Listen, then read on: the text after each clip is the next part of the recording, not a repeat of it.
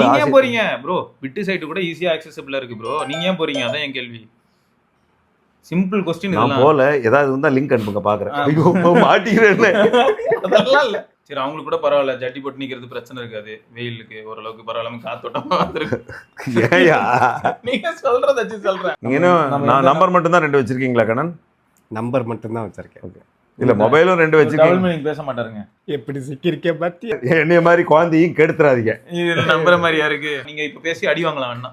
அந்த அளவுக்கு நான் ஆல்ரெடி அடிச்சிருக்கேன். எத்தனை பேருக்கு ஆட்டோ பேங்கிறது உங்களுக்கு நீங்க இதுல போட்டிருக்கீங்க, என்ன சொல்றது, ஜிபேல ஆக்டிவேட் பண்ணிருக்கீங்க. ஜியோன்னு சொல்லிட்டு நியாயமான ரீசார்ஜ் பிளான்ங்கிறது எனக்கு சொல்ல தெரியாது. இது இப்ப இல்ல, இது பிசினஸ், இது இப்படிதான் இருக்கும், எல்லாரும் வாங்குறாங்கல்ல. அவன் வந்து நியாயமா இருக்கானா இல்லையா ப்ரோ? அதுதான் கேக்குறேன். அதாவது இந்த மாதிரி எல்லாம் பண்றான்ல, அவன் ஒரு சைக்கோ இல்லாட்டி வந்து ஒரு சாடிஸ்ட் அப்படி கிடையாது.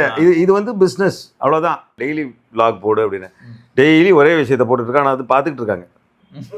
கண்டென்ட் வீடியோவா நல்ல கண்டென்ட்டா சிந்திக்கிற மாதிரி 2 போட்டேன். அது மொத்தமே 40 பேர் தான் பார்த்துருக்காங்க. அந்த 40 பேர்லயும் 20 தடவை நானே பார்த்துருப்பேன். இதை விட வேற என்ன ஒரு மனுஷனுக்கு இருக்க போகுது? இதுக்கு மேல இருக்க கூடாதுதான். சரி அடுத்து அவ்வளவுதான்.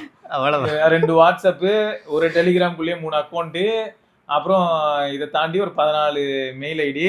லைவ் கம்பேரிசன் X300க்கும் Xiaomi 17க்கும் ரெஸ்பான்சிபிலிட்டி இல்ல.